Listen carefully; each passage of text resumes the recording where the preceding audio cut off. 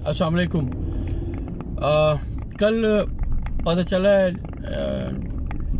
DGI-SPR ने TV पे बयान दिया है कि भाई हम जब टाइम आएगा तो chief of army staff Bajwa साहब वक्त आने पर बयान देंगे। भाई कब वक्त आएगा? जब खुदा ना खासा श्रीलंका वाली हालत होगी पाकिस्तान की, कब वक्त आएगा? आप जरदारी एक कोर कमांडर, हमारे पेशावर के कोर कमांडर के लिए वो क्या लफ्ज़ इस्तेमाल कर रहा है, मरियम बीबी क्या लफ्ज़ इस्तेमाल कर रही है, हमारी आर्मी को कोई एहसास नहीं कि वो क्या बोल रहे हैं, और हमारी पाक आर्मी को बोल रहे हैं जो हमारी इतनी रिस्पेक्टेबल हमारे लिए है। कब वो एक्शन लेंगे? आर्मी का काम है साजिश और मुदाखलत पे एक्शन लेना।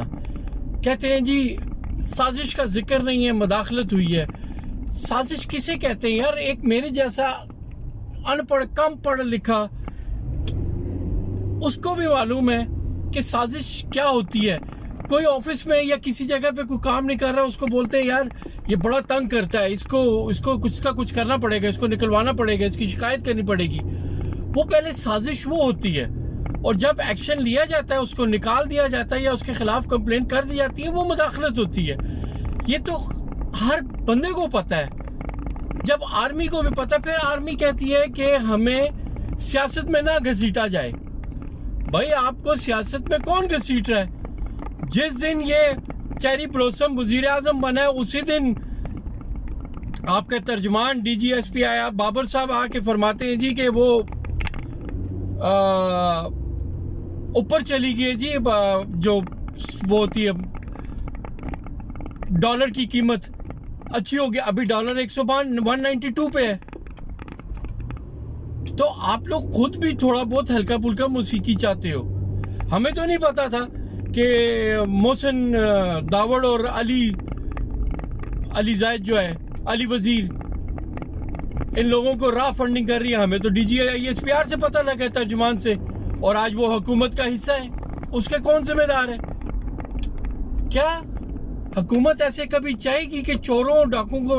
मुझे तो समझ नहीं आती कि किस तरह हमारे जनरल बाजवा साहब, हम एक आम आवाम होके जिन्होंने यूनिफॉर्म नहीं पहनी हुई, हमारा दिल नहीं करता उनको देखने को, सलाम करने को। हमारे जनरल साहब कैसे सलूट करते होंगे उस चेरी ब्लॉसम, उस चोर को। सब चोर है वहां पे, कोई एक्शन आप लोग नहीं लेते। कब आप लोग एक्शन लेंगे? जब ये खुदा ना खासा हालात बिगड़ेंगे। आदमी को चाहिए कुछ देखे, हर एक ने मरना है। देखे वर्दी के पीछे भी एक इंसान है, आखिर तो वर्दी उतरती है तो अंदर इंसान ही है ना, सबने मरना है। जजेस हमारे, मैं जजेस के बारे में मैं कुछ कहना नहीं चाहता, क्योंकि आज जो हालात पाकिस्तान के बाहर के मुल्कों में भी जो बदनाम है ना, यकीन करें कि एक दो ऐसे जगह ऐसा सिलसिला हुआ है कुछ इंटरव्यूज का मेरा, कि मुझसे जब पूछा गया कि आप कहाँ से हैं, तो मैंने उस बात को आगे पीछे किया। मैं उनको बताऊं कि मैं पाकिस्तान से हूं, ताकि वो सोचे वो ये चोरों के मुल्क से हैं, जहाँ पे चेरी ब्लॉसम और वो मूछों वाला बांदर 18 कातिल वो मिनिस्ट्री ऑफ इंटीरियर बना हुआ है। मैंने बात को गोल किया, हमें शर्म आती है। ये सब अगर खुदा ना खास्ता, अल्लाह ना करे, पाकिस्तान के कुछ ऐसे हालात खराब हुए तो उसका जिम्मेदार इमरान खान नहीं होगा, उसका जिम्मेदार इमरान खान नहीं होगा, उसके जिम्मेदार इदारे होंगे, क्योंकि उन्होंने अपनी ईमानदारी से कोई काम नहीं किया। खास तौर पे जुडिशरी का एक ही काम है हमारे जजेस का, पैसे ले लेते हैं मुचलकों की शक्ल में और बेल दे देते हैं, जबकि उनके पास करप्शन के भी प्रूफ है, हर चीज उनके पास है। उसके बावजूद भी यार आप लोग क्यों डरते हो? अगर एक आम शहरी हूं, मेरे पास ये हक होता तो मैं मरने के लिए भी तैयार था, कि मरना ना, आप अगर मुल्क और पाकिस्तान की खातिर कुछ करके अगर आपको मार दिया जाता है, एक मैं बात कर रहा हूं, अगर आपको मार दिया जाता है तो आपको शहादत का दर्जा मिलेगा कि आपने अपने मुल्क की खातिर ये किया। आप लोगों को शहादत का, और शहीद बंदा 70 बंदे अपने साथ जन्नत में लेके जाएगा। आप लोग नहीं चाहेंगे कि मौत तो आनी है, इस पे हम सबका ईमान, हम सबका यकीन है, मरना तो सब ने है, तो क्यों ना शहादत की मौत मरे? जजेस आप क्यों ना ऐसा, डरते क्यों हैं आप? अल्लाह के हाथ में है सब कुछ, जिंदगी मौत। आप लोग हक सच पे फैसला दें, इनको सजाएं दें। अब ये कहते हैं जी चाइना ने इतने बंदों को उन्होंने एक्शन लिया, उन्होंने अपने 345 वजीरों को फांसी चढ़ाई। आज देखो किसी की जरूरत नहीं है भाई। अगर पाकिस्तान में कोई कानून इंसाफ नहीं है तो छोटे गरीब लोगों को भी फिर चोरी का हक दो, वो भी कुछ चोरियां कर सके। अगर इंसाफ और कानून नहीं है उनको भी हक दो ताकि वो भी छोटी छोटी चोरियां करके बड़े चोर बने।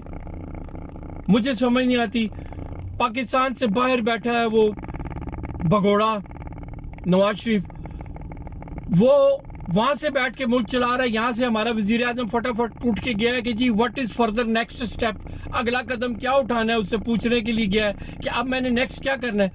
तो जब बाहर का बंदा बैठा मुल्क चला सकता है तो बाहर हम जैसे लोग बैठे वोट क्यों नहीं दे सकते। 30 अरब डॉलर की जब रेमिटेंस पाकिस्तान में आती है हम लोगों की वजह से गवर्नमेंट बैंक के थ्रू, तो फिर हम लोगों का क्यों हक नहीं है, हम वोट क्यों नहीं दे सकते। ये सवाल हम किससे करें।